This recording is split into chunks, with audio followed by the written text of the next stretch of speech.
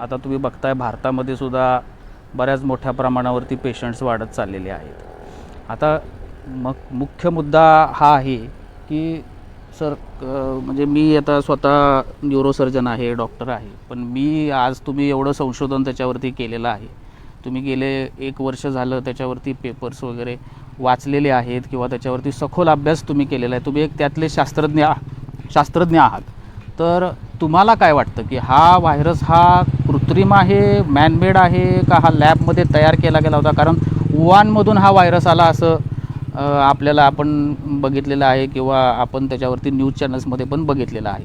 तर बरेच त्याच्यावरती म्हणजे चर्चा आहेत की हा व्हायरस ॲनिमल ट्रान्समिशन आहे किंवा बर्डमधून आलेला आहे. म्हणजे अगदी रिसेंटली त्याच्यावरती WHO संशोधन करून काही त्यांचे निष्कर्ष पण केलेले आहेत. पण तुम्हाला काय वाटतं की हा व्हायरस खरोखर लॅबमध्ये तयार केला गेलेला आहे, हा कृत्रिम व्हायरस आहे? काय तुमचं म्हणणं आहे याच्यावरती? हा व्हायरस पहिल्यांदा ज्यावेळेस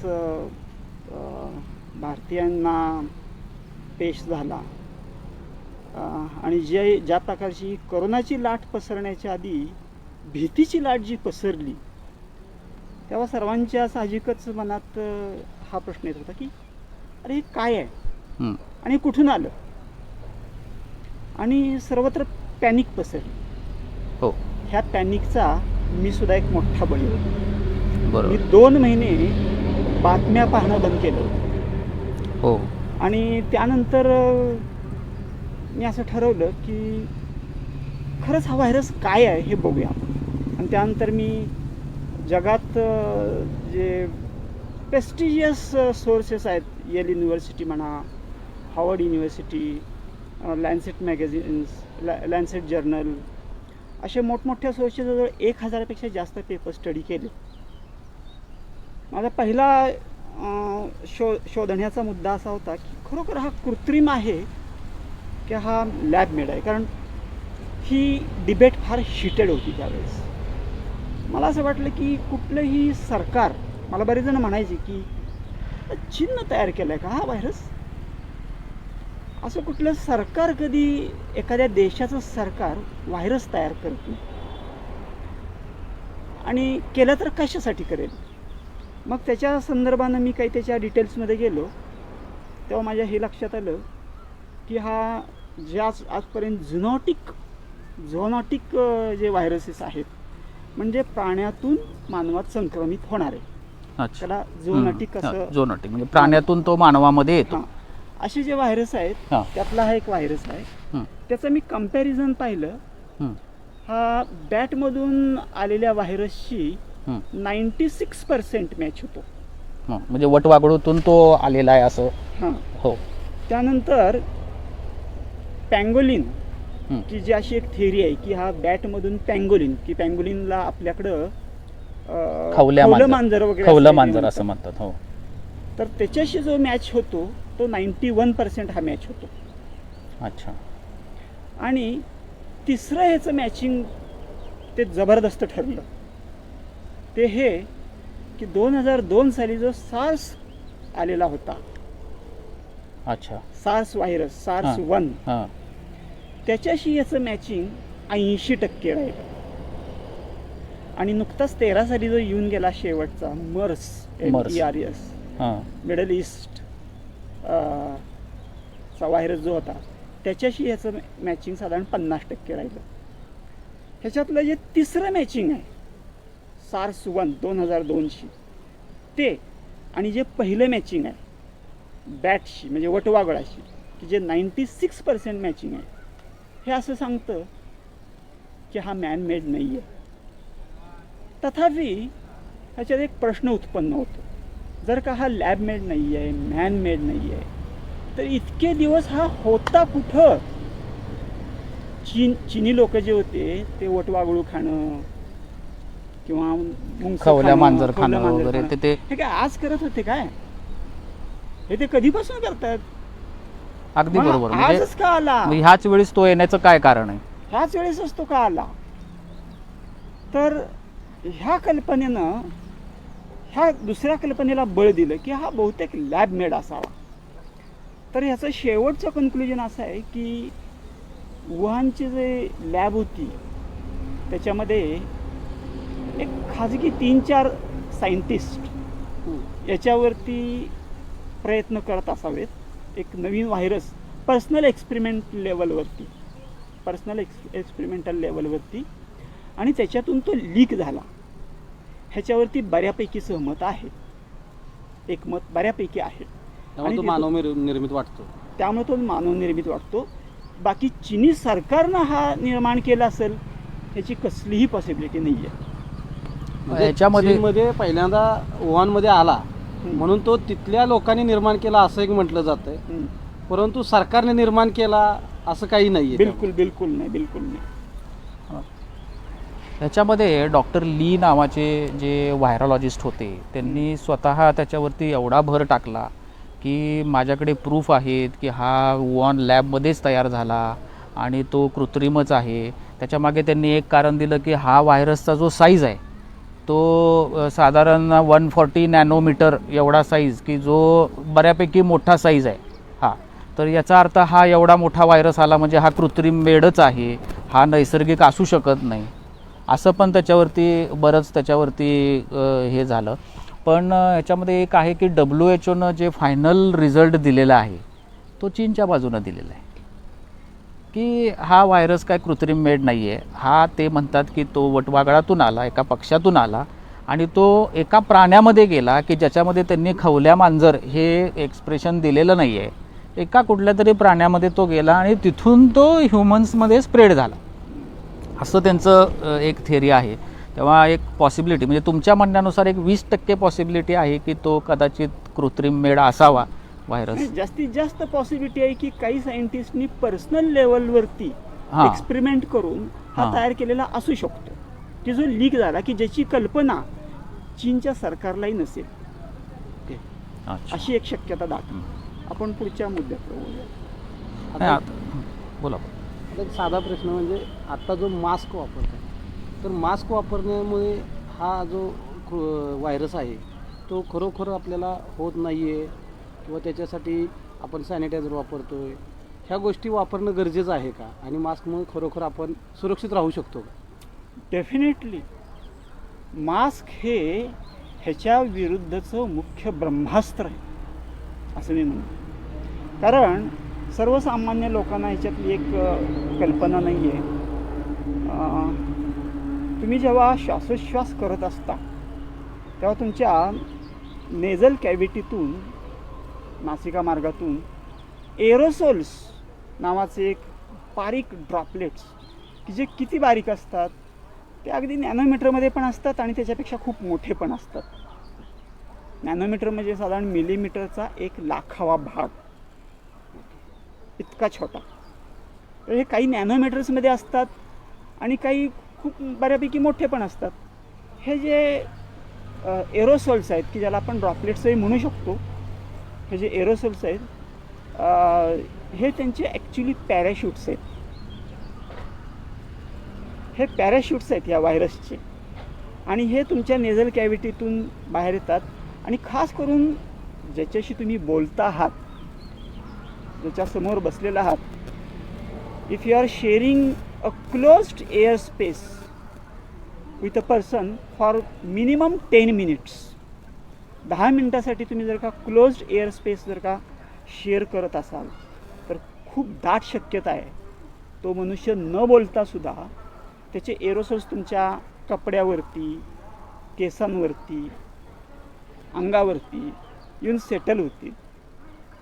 आणि तुम्ही जर का तिथं हात लावला, नंतर तुम्ही हात लावाल, त्यानंतर डोळे चोळाल, त्यानं तुम्ही नाक हे कराल, तुम्ही दातात तोंडात बोट घालाल, त्याच्यातून तुमच्यात प्रवेश होऊ शकतो, ट्रान्समिशन होणार. आणि ज्या क्षणी हा तुमच्या शरीरात जातो ना, ज्या क्षणी हा तुमच्या शरीरात जातो त्याच्या 10व्या मिनिटाला हा तुमच्या सेलमध्ये जातो, म्हणजे तो पेशीमध्ये जातो. हा फार पेशीत जातो आणि 10व्या मिनिटाला पेशीत गेल्यानंतर 10 तासाच्या आत ती पेशी तो संपूर्णपणे व्यापून टाकतो. हजारो व्हायरसेस निर्माण करून तो ती पेशी फोडतो फक्त 10 तासाच्या आत. हा फार मोठा विषय आहे सर, कारण की तुम्ही असं म्हणता की जेव्हा एखादा व्हायरस किंवा जे काही ग्रुप ऑफ व्हायरसेस आहेत ते जेव्हा तुमच्या नाकातून जाऊन घशामध्ये जाऊन तिथून ते ज्यावेळेस ते एका पेशीमध्ये जातात त्याला फक्त 10 मिनटं लागतात. फक्त 10 मिनिट. आणि एकदा का ते केले तर मग मला सांगा की गरम पाण्याच्या गुळण्या करणे, वाफारा घेणे हा जो प्रकार आहे याचा काय उपयोग आहे? काय उपयोग नाही, काय उपयोग म्हणजे याचा काहीच उपयोग नाही. काय उपयोग नाही. अच्छा, म्हणजे फक्त मास्क घालणे. आणि मला असं वाटतं की मास्क सुद्धा एक पर्टिक्युलर क्वालिटीचा मास्क पाहिजे तो. मास्क बद्दलच्या गाईडलाईन्स ह्या सरकारनं ठळकपणे आणि वारंवार जाहीर केल्या पाहिजेत असं मला वाटतं. कारण मास्कच्या कडेला आणि मास्कच्या वरती हा व्हायरस आपल्या भागातल्या हवामानाला कमीत कमी 6-8 तास ते जास्तीत जास्त 2 दिवसपर्यंत टिकू शकतो. म्हणजे समजा असं कल्पना करा की तुमच्या मास्कच्या संपूर्ण कडेला लाखो व्हायरस आहेत,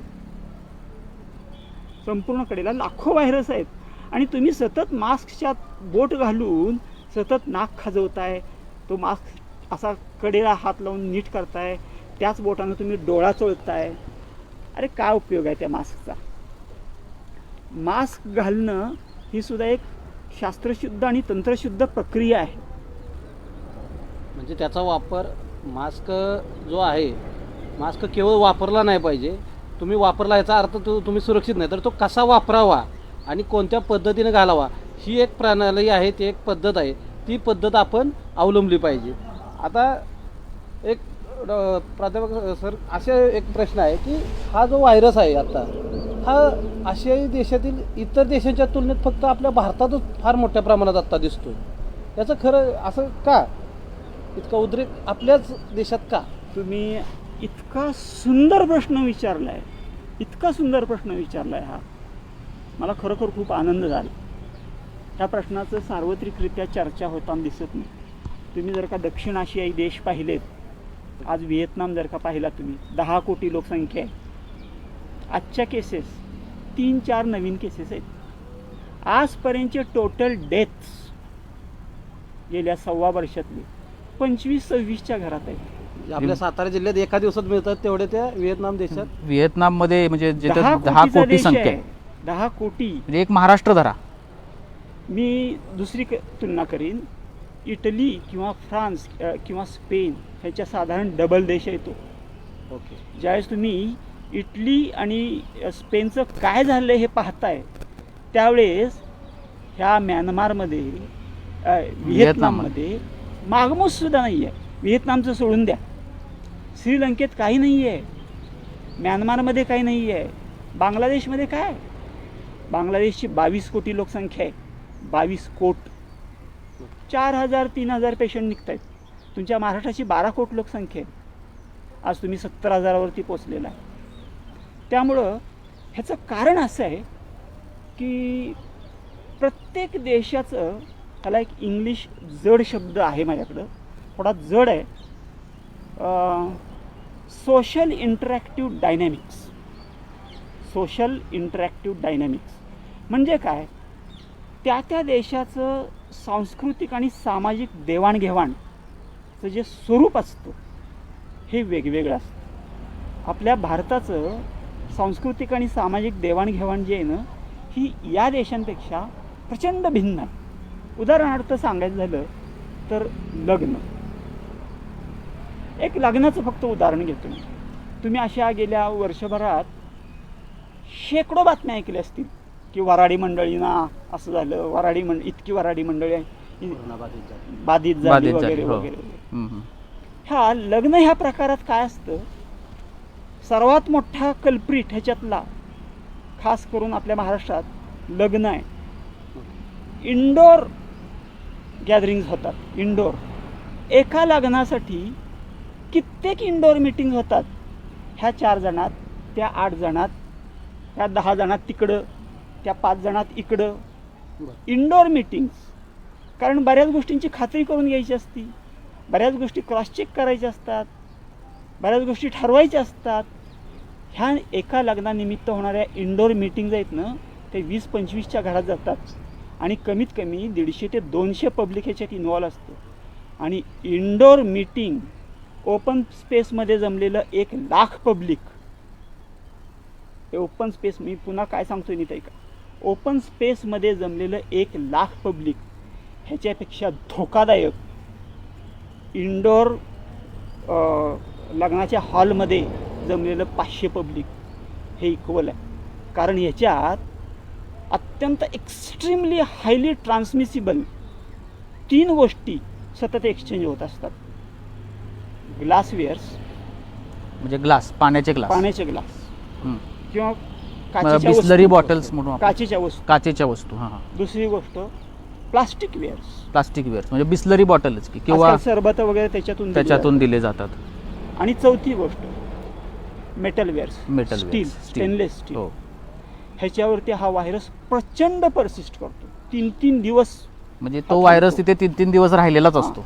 आणि शिवाय मी मागाशी एक थेरी सांगितली, एक मॅसेच्युसेट्स युनिव्हर्सिटीचा सायंटिस्ट आहे, त्यानं हे सांगितलं आहे की तुम्ही जर का क्लोज्ड एअर स्पेस 2 मीटर अंतरावरती, हे आंतरराष्ट्रीय दर्जाचे प्रकाशित झालेले पेपर्स आहेत, त्याच्यातलं वाचून हे मी सांगतो, त्याचा मी धांडोळा घेतलेला आहे.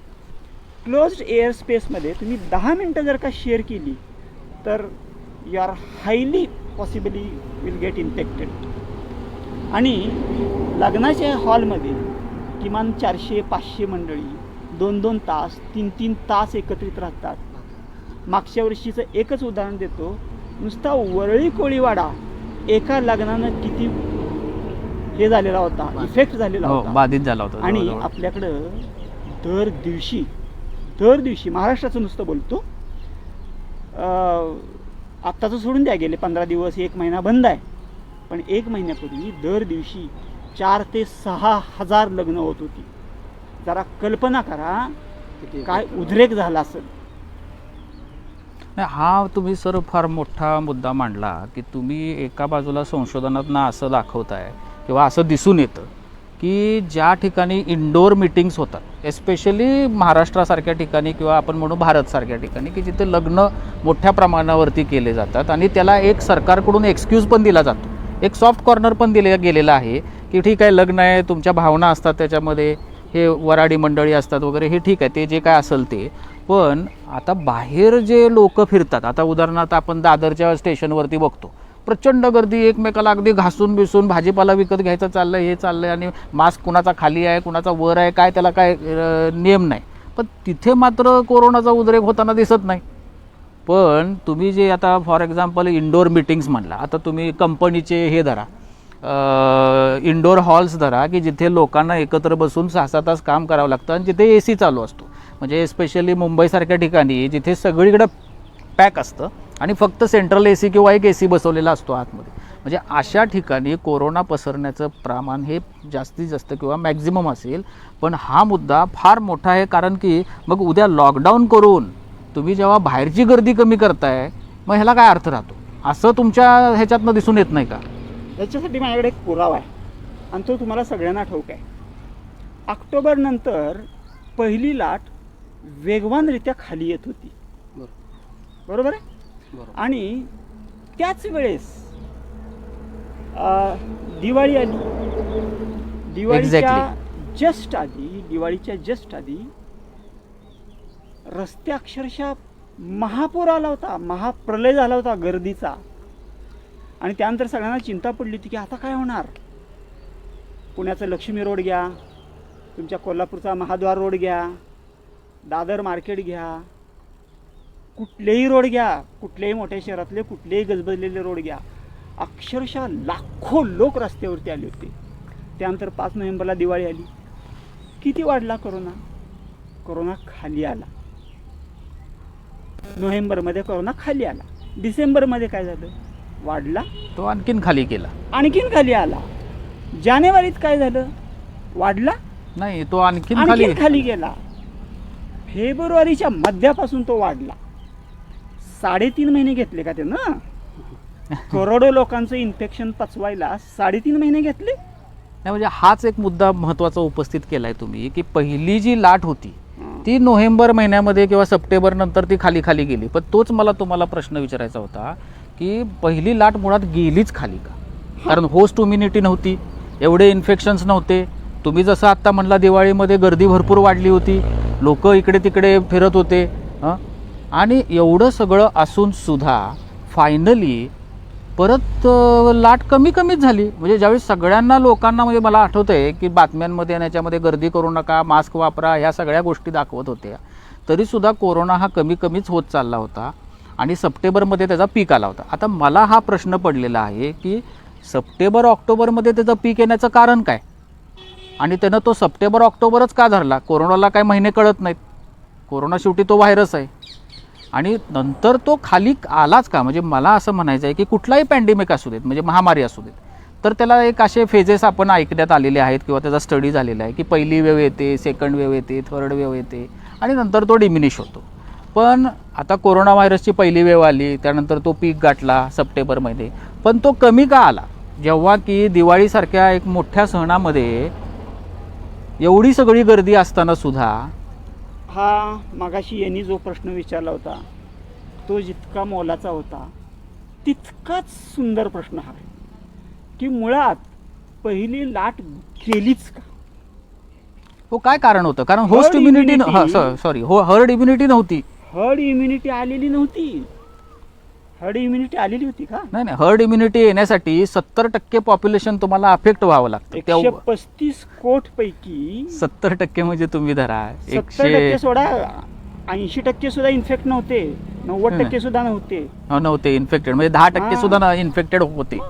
हर्ड इम्युनिटी आलेली नसताना हा व्हायरस गेलाच कसा?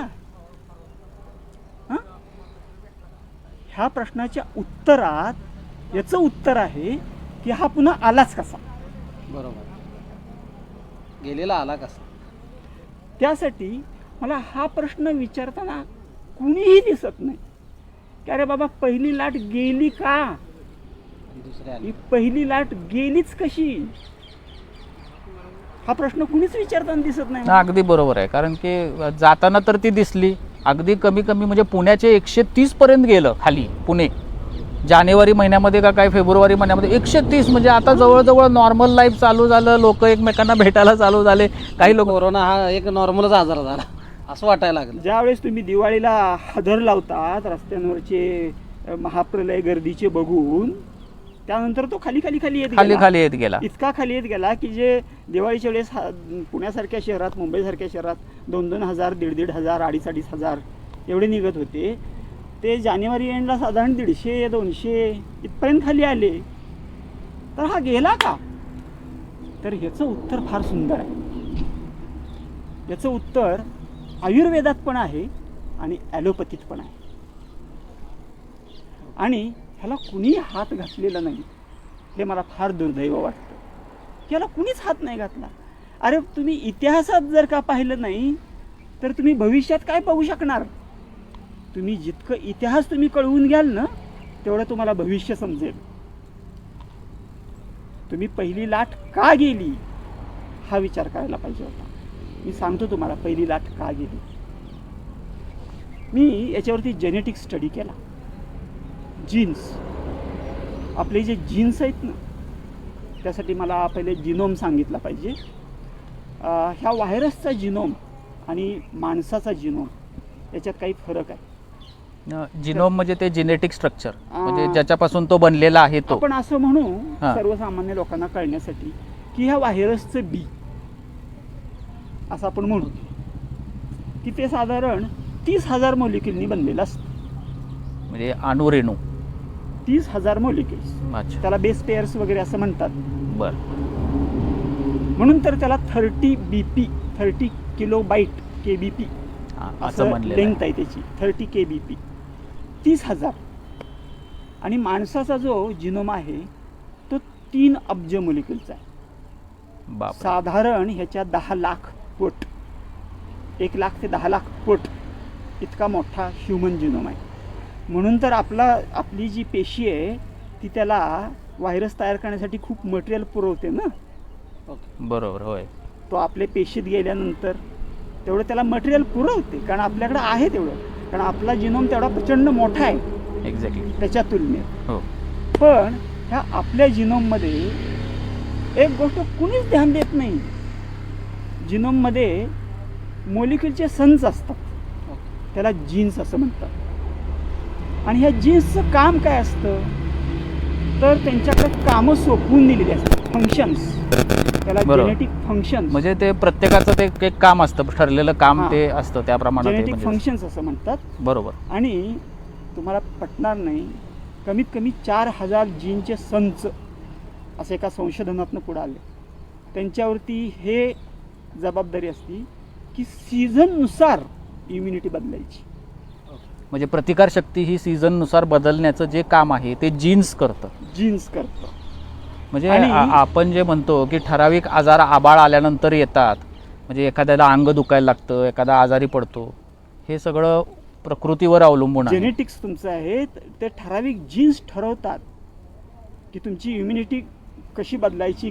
इम्युनिटी फंक्शन त्या जीन्सवरती डिपेंड असतं. दुसऱ्या एका सर्वेक्षणात तर असं आहे की दर 4 जीन पाठीमागं एक जीन तुमच्या इम्युनिटी फंक्शनमध्ये इंटरफिअर करत असतो.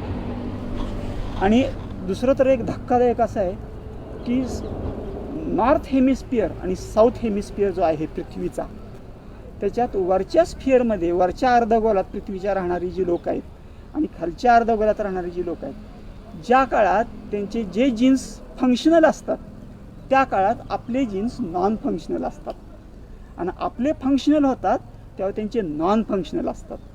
तुम्ही कोरोनाच्या पॅटर्न्समध्ये हे थोडं पाहिलं असेल. आत्ता आपण 2.5 लाखापर्यंत पोचलेलो आहोत. 2.5 लाखाच्या पुढे केसेस गेलेल्या आहेत आपल्या. ह्याच वेळेस अमेरिका, ब्राझील हे देश मात्र खाली येत चाललेले आहेत. इम्युनिटी फंक्शनचं हे जीन्सवरती खूप अवलंबून असतं. म्हणजे तुम्हाला असं म्हणायचं आहे की पहिली लाट जी ओसरली त्याला एन्व्हायरमेंट कारणीभूत होतं. बरं झालं तुम्ही मला मुद्द्याकडे आणलं. हां.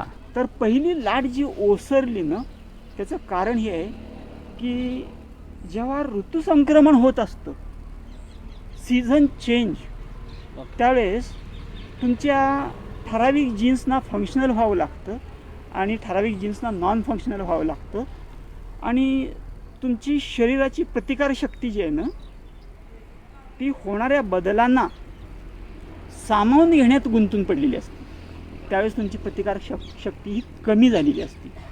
तुम्ही दरवेळी पाहत असाल, ऋतू बदलाच्या वेळेस लोक मोठ्या प्रमाणात आजारी पडतात. हो. म्हणजे हवामान आणि निसर्गाचं बदल हां, ह्याच्यामुळे ती कोरोनाची पहिली लाट ओसरली. हां. आणि आणि आणि फार एक महत्त्वाची गोष्ट आहे, ज्यावेळेस भारतीय उपखंडात आपण पावसाळा संपवून खास करून शरद ऋतूतून पुढं सरकत असतो ना, आणि त्या ऋतूमध्ये सेट होत असतो, आपली इम्युनिटी फंटास्टिक वर्किंग करत असते.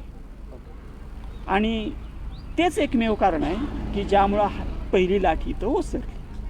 आता डॉक्टर प्रसन्न पाटणकर यांना प्रश्न आहे की बोला. डॉक्टर साहेब, HRCT बरोबर. म्हणजे आता कोरोना बाधित झाला की पहिल्यांदा HRCT करा हा सल्ला दिला जातो डॉक्टरांच्याकडनं, किंवा पेशंटच्या आता नातेवाईकांना किंवा पेशंटला ही माहीत झाली की आपल्याला पहिल्यांदा HRCT केली पाहिजे, आपला HRCT स्कोअर बघितला पाहिजे. नक्की HRCT म्हणजे काय आणि HRCTचा स्कोअर किती असल्यानंतर ते धोकादायक आहे, किंवा HRCT एक्झॅक्टली याच्या स्कोअरवरती काय परिणाम होतो माणसाच्या एकूण कोरोनाबाधित रुग्णावरती, हे जर आपल्याला जाणून घ्यायचं. HRCT म्हणजे काय आहे की हे काय नवीन गोष्ट नाही आहे. HRCT म्हणजे high resolution city. High resolution म्हणजे काय की ते आपल्याला डिटेलमध्ये लंग्सचा स्टडी करतं, त्याला म्हणायचं हाय रिझोल्युशन सिटी. म्हणजे अगदी बारीक सारीक गोष्टीसुद्धा त्याच्यामध्ये दिसतात. तर ह्या हाय रिझोल्युशन सिटीमध्ये कुठल्याही प्रकारचा निमोनिया असू देत, म्हणजे तो कोरोनाचाच असला पाहिजे असं काही नाही, पण कोरोनाचे ठराविक गोष्टी वेगळ्या पद्धतीनं दिसतात, म्हणून त्याला HRCT फॉर कोरोना असं लिहिलं जातं, कोविड-19. तर त्याच्यामध्ये त्यांनी स्कोरिंग सिस्टीम डेव्हलप केलेली आहे, जेणेकरून पेशंटच्या क्रायटेरिया आपल्याला करता येईल. म्हणजे समजा 5च्या आत असेल तर काय, 5च्या पुढे 10पर्यंत असेल तर काय. टोटल स्कोअर 24पर्यंत असतो. 24 म्हणजे मॅक्सिमम म्हणजे एकदम सिरियस पेशंट, एकदम फुल लंग्स भरलेले असतात त्याच्यामध्ये. आणि 5च्या आत म्हणजे थोडेफार इकडे तिकडे कुठेतरी एकदम कमी प्रमाणामध्ये दिसत असतात. तर याच्यामध्ये क्रायटेरिया काय ठरवलेला आहे की समजा 5च्या आत असेल आणि पेशंट स्टेबल असेल तर तो घरी आपण थांबवून घरच्या घरी त्याला ट्रीटमेंट दिली जाऊ शकते. पण थोडंसं पुढे गेला तो, जरा समजा 10चा स्कोर आला तर त्याला ऑक्सिजन बेड वगैरे किंवा त्याचं थोडंसं मॉनिटरिंग करावं लागतं. आणि एस्पेशली जेव्हा 18-19चा स्कोर जातो त्यावेळेस पेशंटला व्हेंटिलेटर लागण्याची गरज भासू शकते. म्हणजे अशा पद्धतीनं ती कोरोना सिस्टीमच्या स्कोरिंगची सिस्टीम ही जी डेव्हलप करण्यात आलेली आहे ही वर्ल्ड वाईड सगळीकडे एकच आहे, जेणेकरून हा पेशंट कुठेही जरी गेला तरी त्याला एक ठराविक प्रमाणामध्ये ती ट्रीटमेंट देण्यात यावी. त्यामुळं आता हे झालं HRCTचं. HRCTच्या याच्याबरोबर आता सामान्य लोकांच्यात सगळ्यात मोठी चर्चा येते म्हणजे रेमडेसिवीर इंजेक्शन. बरोबर. रेमडेसिवीर इंजेक्शन म्हणजे कोरोना जसं कोरोना बाधित रिपोर्ट आला की HRCT केली Exactly. पाहिजे आणि HRCT करताना बरोबर दुसरीकडे लोकांची धावपळ होते ती म्हणजे रेमडेसिवीर अगदी इंजेक्शन. रेमडेसिवीर कारण इंजेक्शन. रेमडेसिवीर इंजेक्शन नसेल तर एक लोकांच्यात आता भीती होती, म्हणजे रेमडेसिवीर इंजेक्शन हेच ह्याच्यावर उपाय आहे का, आणि ते जर उपलब्धच नाही झालं तर त्याच्या बदल्यात काय केलं पाहिजे किंवा त्याच्यासाठी काय स्पेशल हां बरोबर, लोकांनी ठेवले बरोबर, पाहिजे. एकदम बरोबर. नाही आता आपण बघतोय की रेमडेसिवीरसाठी रांगा लागलेल्या आहेत. अगदी आपलं राज्य सरकार केंद्र सरकारकडे ते मागणी करत आहे. आणि आपण हे पण बघतोय की आता त्याचा ब्लॅक बाजार पण चालू झालेला आहे, एवढं ते डिमांडिंग झालेलं आहे. रेमडेसिवीर इंजेक्शन हे काही नवीन नाही आहे. रेमडेसिवीर हे इंजेक्शन जुनंच आहे आणि ते स्पेशली इबोला व्हायरस जेव्हा आला होता त्याच्यासाठी ते बनवलं गेलेलं होतं. त्याच्यावरती त्याचा थोडाफार इफेक्ट होता, पण इबोला निघून गेला, त्यामुळं त्या रेमडेसिवीर इंजेक्शनला फार काही डिमांड नव्हती. पण remdesivir injection definitely coronavirus affected पेशंटसाठी, म्हणजे ज्याला ऑलरेडी कोरोना झालेला आहे, जो सिरियस कंडिशनमध्ये आहे, त्याच्यामध्ये डेफिनेटली त्याची ॲक्शन आहे.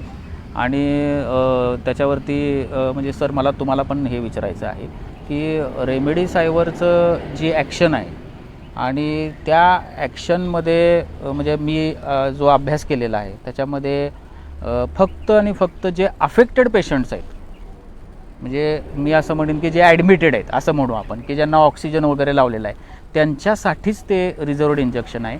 आणि ते इंजेक्शन फक्त आणि फक्त त्याच्यासाठीच आहे असं काही नाही आहे. त्याला अल्टरनेटिव्ह इंजेक्शन्स पण आहेत, डॉक्सिसायक्लिन आहे, आयवरमेक्टिन आहे, असे बरेच इंजेक्शन असं मला वाटतं.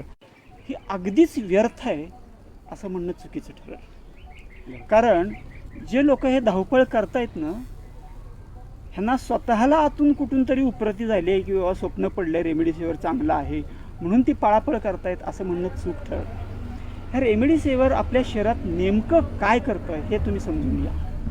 तुमचा जो व्हायरल लोड निर्माण झालेला असतो, रिप्लिकेशन होऊन म्हणजे गुणाकार होऊन, व्हायरसचा गुणाकार होऊन जो लोड निर्माण झालेला असतो, हे रेमडेसिवीर काय करतं, तुमच्या ज्यावेळेस ते पेशीमध्ये जातं, पेशीच्या आत, तेव्हा व्हायरससाठी एक अत्यंत महत्त्वाचा घटक त्या पेशीत असतो.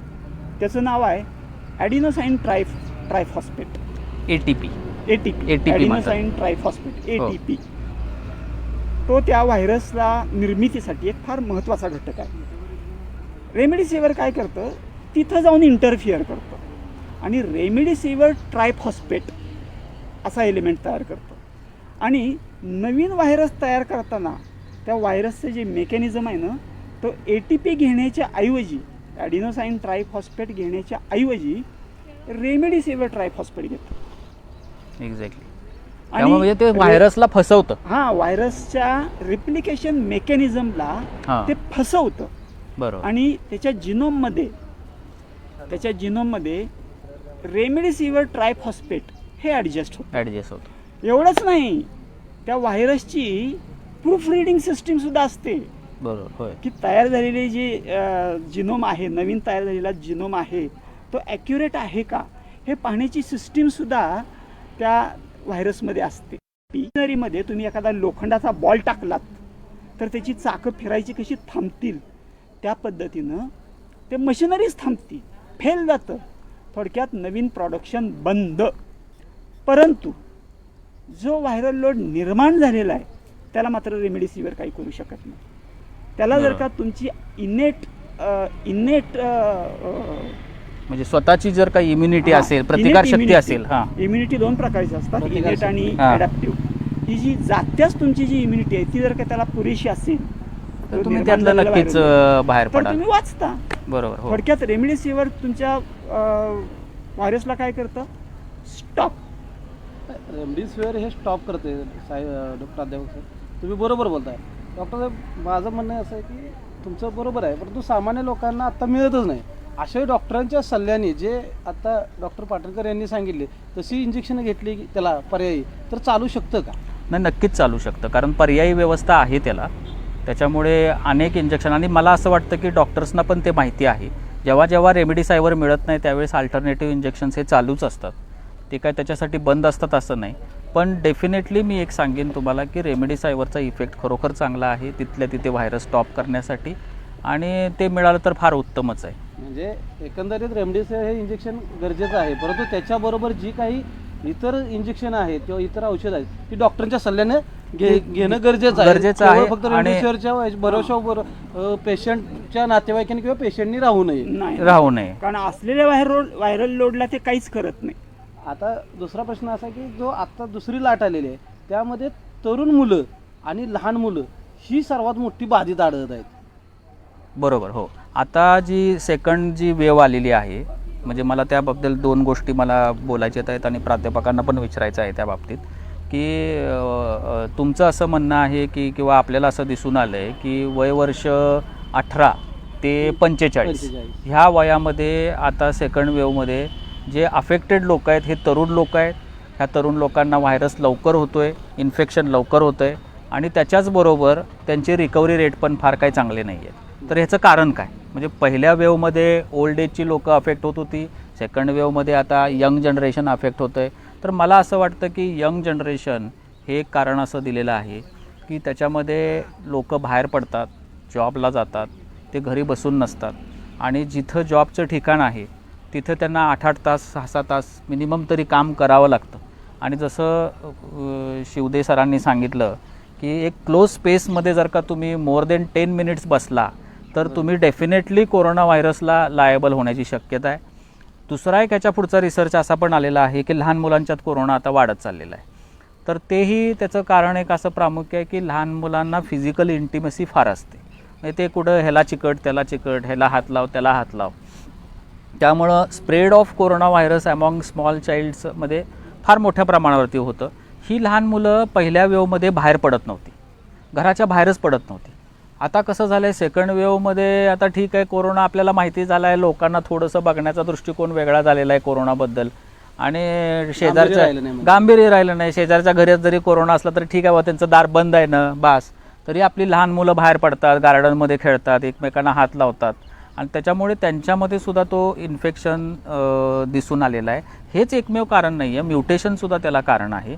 आणि तोच एक मुद्दा मला सरांना पण विचारायचा आहे की सर, पहिली वेव ही युजली आपण असं बघतो की पॅन्डेमिक जे असेल, महामारी जी असेल, पहिली वेव ही मोठी असते, दुसरी वेव ही छोटी, तिसरी छोटी, असं कमीत कमी करून तो व्हॅनिश होतो. पण आपल्या ह्या भागामध्ये असं दिसतंय की पहिली वेव छोटी होती, दुसरी वेव एवढी मोठी होण्याचं कारण काय? मला एक थोडीशी दुरुस्ती करायची आहे ह्याच्यात. तुम्ही जे असं हे मांडलेलं आहे की पहिली वेव मोठी आणि दुसरी वेव छोटी आहे, असं काय नसतं. आजपर्यंतची कुठलीही जर का वेव घेतली, कुठलंही पॅन्डेमिक जर का घेतलं तर दुसरी वेव ही कायमच मोठी राहिलेली आहे. ओके. अच्छा, ओके. 1918 साली सुद्धा 1918 साली जे इन्फ्लुएन्झाची वेव पॅन्डेमिक आलेलं होतं त्याच्यात सुद्धा ती तर इतकी भयंकर होती, त्याच्या तुलनेत कोरोना काहीच नाही. एका दिवशी मुंबईत 6 ऑक्टोबर 1918ला एका दिवशी 700 लोकांचा मृत्यू झालेला होता, ज्यावेळेस मुंबईचा आकार तुमच्या सातारा शहरा एवढा होता. बरोबर. जरा कल्पना करा, आज जर का सातारा शहरामध्ये एका दिवसात 700 मृत्यू झाले तर इन्फेक्शन्स किती असतील, आणि ही जर का घटना घडली तर जग केवढं हादरून जाईल. त्या तुलनेत जर का पाहिलं ना तर कोरोना ही साथ ही काहीच नाही आहे. तर तुम्ही मूळ मुद्दा काय विचारला हा होता की सेकंड वेव एवढी मोठी येण्याचं कारण काय? तर सेकंड वेव नेहमीच मोठी येते. याचं कारण असं की रिप्लिकेशन होत जातं. रिप्लिकेशन म्हणजे त्याला काय म्हणू आता मी, म्हणजे व्हायरसच्या पिढ्या होत जातात. व्हायरसच्या पिढ्या होत जातात. आपली एक पिढी व्हायला 50 वर्ष 60 वर्ष लागतात. व्हायरसच्या 10 पिढ्या साधारण महिन्याभरात होत असतील, 15 दिवसात होत असतील. प्रसार वाढतो. 100 पिढ्या होत असतील. म्युटेशनला आपल्याकडे फार वेगळ्या नजरेनं पाहतात.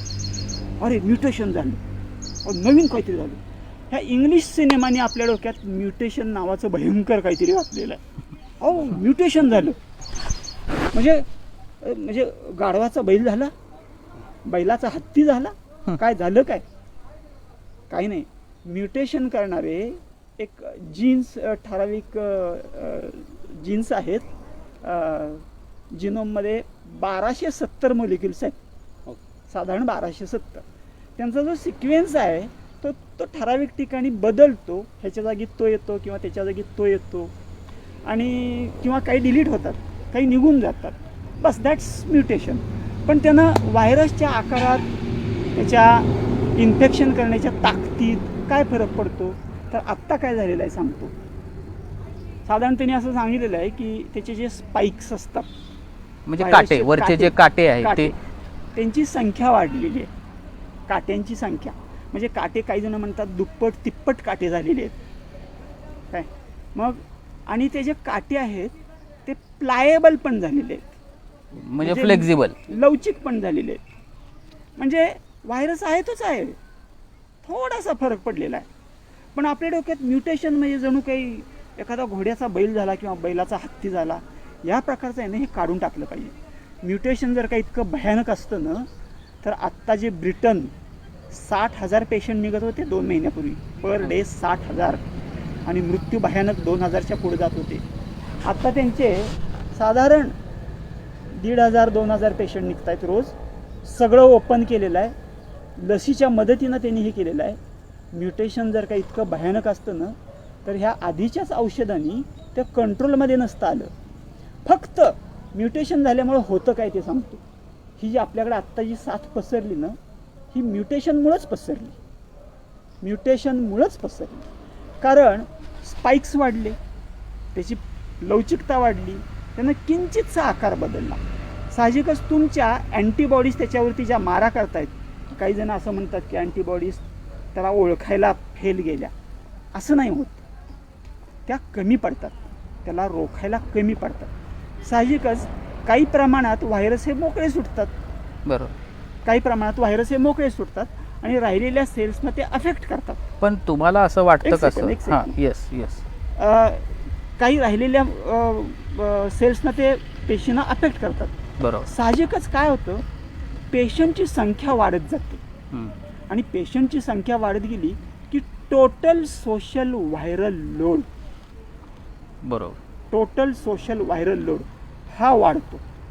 आणि तो साहजिकच मला वाटतं लाट फार येते. फार डेंजरस आहे. टोटल सोशल व्हायरल लोड म्हणजे तुम्हाला असं म्हणायचं आहे की जिकडे तिकडे व्हायरस, हां हां म्हणजे खुर्चीवर व्हायरस, ह्याच्यावर व्हायरस, तुम्ही मास्क घालू नका, असं वापरा, अर्थात आपल्याकडे असं होणार अजून नाही. झालेलं नाही, होणार पण नाही. त्याचं कारण हा उन्हाळा आहे. हा. आणि एका गोष्टीवरती फारसं कुणीच लक्ष देत नाही की हा जो व्हायरस आहे ना, हा एन्व्हलप्ड व्हायरस आहे, कवच असणारा व्हायरस आहे, कवच आहे याला. आणि हे कवच आहे ना, लिपिडचं म्हणजे फॅट्सचं कवच आहे. आणि सायंटिफिक एक्सपेरिमेंट्समध्ये हे सिद्ध झालेलं आहे की 56 डिग्री सेल्सिअसला हा अर्ध्या तासात डिॲक्टिवेट होतो, म्हणजे मरून जातो मरून थोडक्यात. जातो. म्हणजे उन्हाळ्याचा परिणाम होतोय त्याच्यावर. 100% आपल्या भारताला आत्ता उन्हाळ्याचं प्रचंड बॅकिंग आहे. फक्त आपलं जे इंडोर जे फंक्शन्स आहेत ना, ते प्रॉब्लेमॅटिक आहे. मागाचं एक वाक्य मला थोडंसं माघारी घ्यायचं आहे.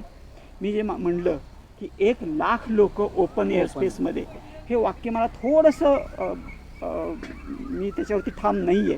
कारण 1,00,000 लोक ओपन स्पेसमध्ये गोळा करण्यासाठी तुमच्या इंडोर मीटिंग्स किती होती? भरपूर होतील. म्हणजे थोडक्यात जे कुंभमेळा झाला त्याच्यामध्ये नुसतीच लोक एकत्र नाही आली, त्याच्या आधी भरपूर मीटिंग झाल्या, लोक एकत्र झाली. अरेंज करण्यासाठी इंडोर मीटिंग ज्या होतील त्याच्यात इन्फेक्शन प्रचंड पसरेल. मोकळ्या हवेत एकत्रित जमलेल्या इन्फेक्शन होत नाही. त्याला कमीत कमी 10 मिनिटं एकत्रित जवळजवळ 2 फुटावर उभं राहावं लागतं आणि बरोबर आहे, क्लोज्ड एअर स्पेसमध्ये. एक्झॅक्टली. हो हो.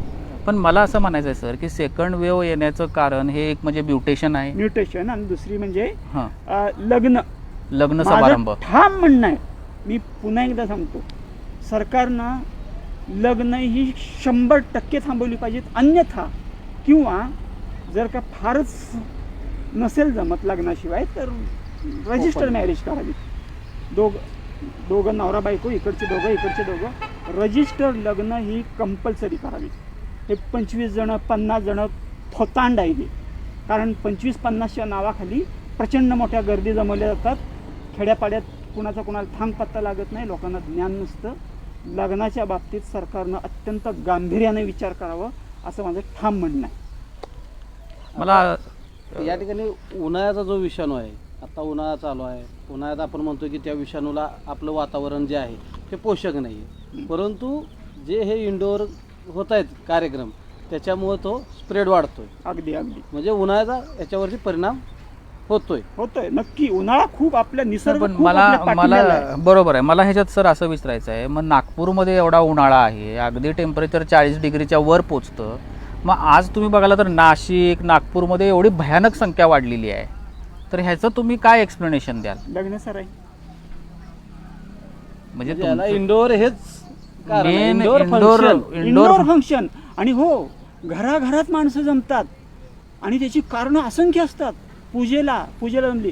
काल पुण्यातलं परवा एक अख्खं कुटुंब खाल्ला झालेलं आहे. 5च्या 5 लोकांचं कुटुंब समाप्त झालेलं आहे. Exactly. त्याचं कारण माहित आहे काय? पूजा होती त्यांच्या घरी. म्हणजे इंडोर फंक्शन जे होतात ना, तुम्ही काय करताय माहिती आहे का? रस्त्यावरची माणसं धरून बडवताय. हा करोना आहे ना, रस्त्यावरती नाही वाढत. हा करोना घराघरात पनपतोय, घराघरात तो उकळतोय. म्हणजे आता निर्माण होतोय. लोकांनी एक शहाणपणा घेऊन घराघरात गर्दी न करता ठराविक अंतरावरती आणि घराघरात ही सुरक्षितता गांभीर्य घेणं गरजेचं आहे. त्याचा वाढदिवस, त्याचं ॲनिव्हर्सरी, त्याचं लग्नाचं वाढदिवस हे बंद केलं पाहिजे. बाहेरची माणसं गोळा करून घरात कॉम्पॅक्ट स्पेसमध्ये 10-10, 20-20 जणं बसवणं, पूजा अर्चा, धार्मिक कार्यक्रम, हे इंडोर फंक्शन 100% बंद केलं पाहिजे. आता या बाबतीत सरकारनं कशी पावलं उचलायची ते सरकार म्हणजे हा तर मला एक थोडंसं अवघडच वाटते, कारण तुम्ही एकाकडे लॉकडाऊन करता आणि लॉकडाऊन केल्यामुळे लोक काय करतात की घरी बसतात. मग घरी बसलं की लोकांना संध्याकाळी सुचतं की बाबा 4 लोक एकत्र यावीत आणि जरा बसूया जरा असं बसायला गेल्यावरती मग बाटल्या एक्सचेंज होतात. तुम्ही आपल्या ग्रामीण भागात बसूया नावाचा एक कार्यक्रम असतो. संध्याकाळी बसूया. होय. आपल्या इथं एक छोटंसं गाव आहे, वनवासमाची नावाचं एक कुठलं तरी गाव आहे. मागच्या लाटेत 100-150 पेशंट निर्माण झाले होते. पहिल्यांदा आपल्या कराड तालुक्यातलं हॉटस्पॉट गाव झालं. हॉटस्पॉट गाव झालं होतं. काय बसूया? कारण संध्याकाळी शेतात एकत्रित बसूया. त्याच्यात ग्लास बॉटल एक्सचेंज होतात. एकत्रित बसणं साधारण मला वाटत नाही ते 10 मिनिटाचं असतं. बरोबर. 10 मिनिटाचं नसतं ते. भरपूर वेळ बसतात. नाही, ते भरपूर रात्री 1-2 वाजत असतील मला हा. वाटतं. आणि मग इतक्या वेळात तुम्ही त्या बॉटल्स एक्सचेंज करता, ग्लासेस एक्सचेंज करता, आणि त्याच्यात एका खोलीत बसता आणि त्याच्यात अंतरही नसतंय जास्त. काहीच नसतं. म्हणजे तुमचं असं म्हणणं आहे की लॉकडाऊनचा काही फायदा नाही? नाही, लॉकडाऊनचा फायदा नाही असं म्हणणं खूपच धाडसाचं राहील. कारण लॉकडाऊनमुळं अवेअरनेस जो आहे ना तो क्रिएट होतो. पण त्याचं एक नुकसान पण असं आहे की लोकांना जे जात्याच शहाणपण यायला पाहिजे ते येत नाही. तुम्ही जेव्हा बाहेरून लहान मुलांना घ्या, बाहेरून त्यांना बाहेरून दडपण जेव्हा आणतं ना, असं करायचं नाही, तेव्हा त्यांना शहाणपण येत नाही. शहाणपण तुम्हाला येत नाही. सांगतो, बरोबर आहे. जुन्या जेव्हा साथी यायच्या, जुन्या काळी साथी यायच्या, तेव्हा लोक आहे की नाही शेतात, नदीकडेला, एक्झॅक्टली बांधावर राहायला जायची. हो ही प्रथा होती. म्हणजे जेव्हा प्लेगची साथ आली, लोक आपापले गाव सोडून रानात राहायला गेले. रानात झोपड्या बांधून राहायचे महिना. त्यामुळं जात्यात शहाणपण येत नाही लॉकडाऊनमुळं. लॉकडाऊन मध्ये बाहेर का फिरायचं नाही माहितीये का? पोलीस मारतात. आता यालाच एक जोडून प्रश्न आहे की आता जो लॉकडाऊन हा शब्द आहे किंवा लॉकडाऊन आता लावलेला आहे आपल्या इथं राज्यामध्ये, राज्य सरकारने, पण ते कडक नाही. पहिली गोष्ट. बरं, दुसरी गोष्ट अशी झाली की जे लॉकडाऊन आहे त्याच्यात आता पंढरपूर मंगळवेढा असेल तिथं सूट दिली इलेक्शन. बरोबर. हो. मग तिथं किती मिटिंग झाली असतील राजकीय? प्रचंड. आणि त्या सभा झाल्या ओपन मध्ये. आज पश्चिम बंगालमध्ये सभा होत आहेत आणि त्याच्याबरोबर कुंभमेळा झाला. कुंभमेळामध्ये तर आज पहिल्यांदा 100 गावले की परत 1000-2000 असे चालूच आहेत बाधित होण्याचे. म्हणजे हे लॉकडाऊन पूर्णपणे देशात लावलं पाहिजे का मग अशा कारणांमध्ये? लॉकडाऊन हा स्मार्ट लॉकडाऊन लावला पाहिजे. स्मार्ट लॉक्स आणि स्मार्ट कर्ब्स. ओके. हे फार महत्त्वाचं आहे. स्मार्ट लॉक्स पाहिजे तुमचे. तुम्ही ठिकठिकाणी ठराविक कॉलन्या, ठराविक पेठा, ठराविक वस्त्या तिथल्या लोकप्रतिनिधीकडे द्या. त्यांना सांगा की घराघरातली फंक्शन जी काय चालली त्याच्यावरती लक्ष ठेवा.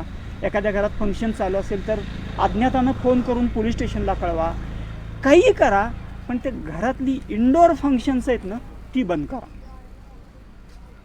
नाही, इंडोर फंक्शन्स बंद करणं तसं मला थोडंसं अवघडच वाटतं. कारण की ज्याला कोणाला आता अगदी तिथला नगरसेवक असेल, समजा त्याला जरी हे काम दिलं तरी शेवटी नगरसेवकाला मतांचा विषय असतो. त्याला शेवटी रिलेशन मेंटेन करायचं आहे. म्हणून बरं, म्हणलं ती लोक जे फंक्शन करणार आहेत ती संध्याकाळचा डबा त्याला घरी पोहोचवणार. म्हणून म्हणलं पब्लिक अवेअरनेस याच्यात पाहिजे. स्वतःचा Public जो awareness. अवेअरनेस आहे हां. तो पाहिजे हां. त्याच्यामध्ये. आणि स्मार्ट लॉकडाऊन हा स्मार्ट लॉकडाऊन पाहिजे. स्मार्ट लॉक्स आणि स्मार्ट कर्ब्स हे एकत्रित बसून ठरवले पाहिजेत.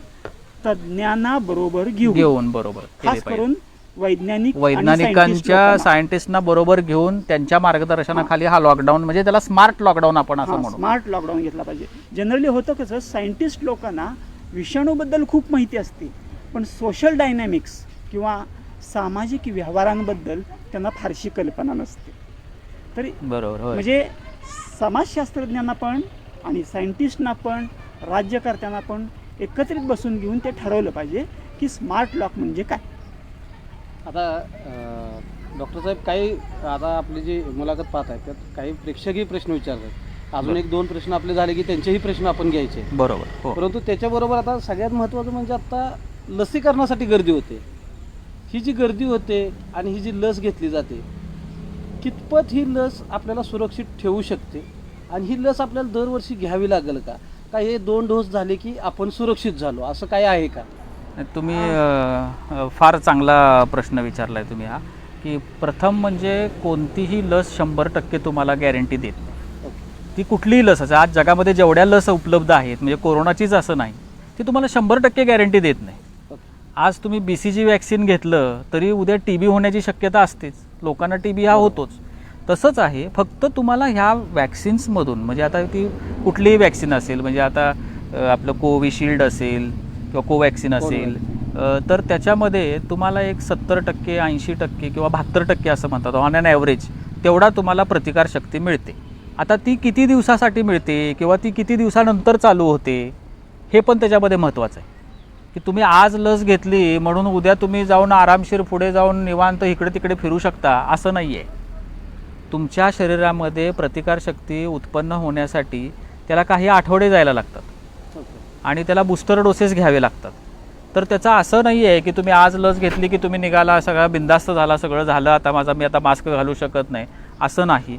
तुम्हाला साधारण 70 ते 72% तुम्हाला इम्युनिटी मिळते.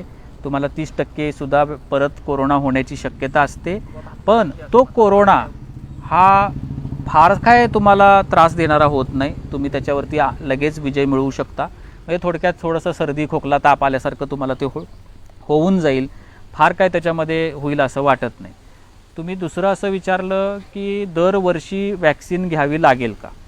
आता असं आहे की हा जो कोरोना व्हायरस आहे ह्याला नॉवेल कोरोना व्हायरस म्हणलेला आहे. म्हणजे हा सर्वांना नवीन आहे. हा जगामध्येच नवीन व्हायरस आहे. ह्याच्यावरती ज्या काही लस आलेल्या आहेत ह्या सगळ्या नवीन आहेत. फायझर कंपनी असं म्हणते की त्यांनी रिसेंटली सांगितले की दर 6 महिन्याला किंवा दर 1 वर्षाला ते वॅक्सिन घेतलं पाहिजे. आणि थोड्याफार प्रमाणामध्ये त्यांचं म्हणणं बरोबर पण आहे. कारण की ज्या प्रतिकारशक्तीच्या ज्या अँटीबॉडीज आपण म्हणतो त्या ज्या असतात अँटीबॉडीज, त्या फार काळ काय शरीरामध्ये राहत नाहीत. त्याच्या मेमरी सेल्स किती तयार होतात ह्याची काय अजून कल्पना नाही आहे. त्यामुळं हा प्रश्न अनुत्तरित राहतो की दरवर्षी वॅक्सिन घ्यायची का नाही घ्यायची, का दर 6 महिन्यांना वॅक्सिन घ्यायची. फायझरनं हा दावा केलेला आहे की त्यांचा 3रा बूस्टर डोस घ्यावा लागेल आणि कदाचित यानंतरच्या लसींना ॲन्युअल वॅक्सिनेशन दरवर्षी वॅक्सिन करावं लागेल असं त्यांनी म्हणलेलं आहे. तथापि हा मुद्दा अनुत्तरित आहे, याच्यावरती संशोधन चालू आहे. पण एक मात्र याच्यातून गोष्ट बाहेर आली आहे की हा कोरोना जेवढा होता ना तेवढा तो ताकदवर नाही राहणार. म्हणजे प्रमाण कमी होणार आहे. हां, ही एक आशादायक गोष्ट आहे. म्हणजे हा कशा पद्धतीनं आपल्या समाजात स्थिरावेल की तुम्हाला जसं नेहमी सर्दी पडसावून घेतं तसं कदाचित उद्याच्याला तुम्हाला माणसं म्हणून जातील की काय नाही रे, जरा कोरोना झाला होता, थोडा 2 दिवस झोपून होतो, तो कोरोना झाला होता, आता बरा आहे मी. इतकं ते नॉर्मल होऊ शकेल. म्हणजे मला तुम्हाला सर विचारायचं असं की कोरोना ह्या जगातून जाणारच नाही, नाही, कोरोना हा संपणारच नाही, कोरोना हा राहणार आणि ह्याच्याबरोबर आपल्याला जगणं आता गरजेचं आहे, याची दाट शक्यता. दाट शक्यता आहे याची. ओके.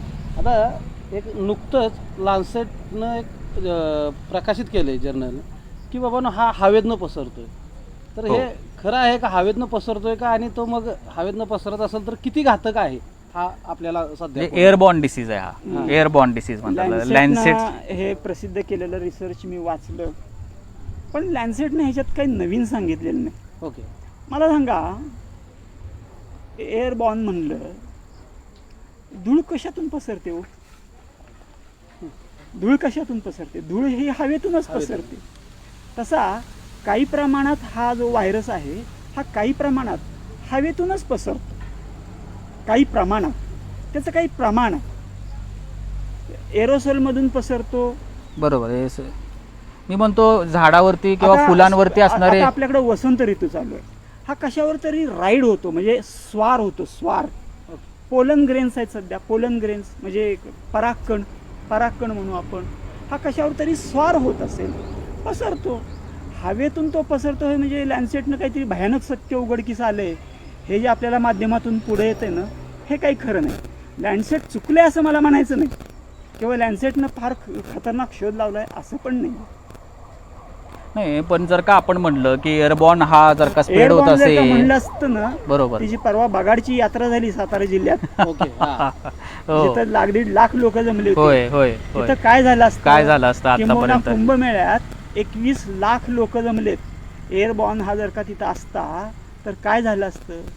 नाही, एअरबॉर्न हा नाही असं नाहीये, काही प्रमाणात एअरबॉर्न सुद्धा आहे, ते त्याचं उत्तर आहे.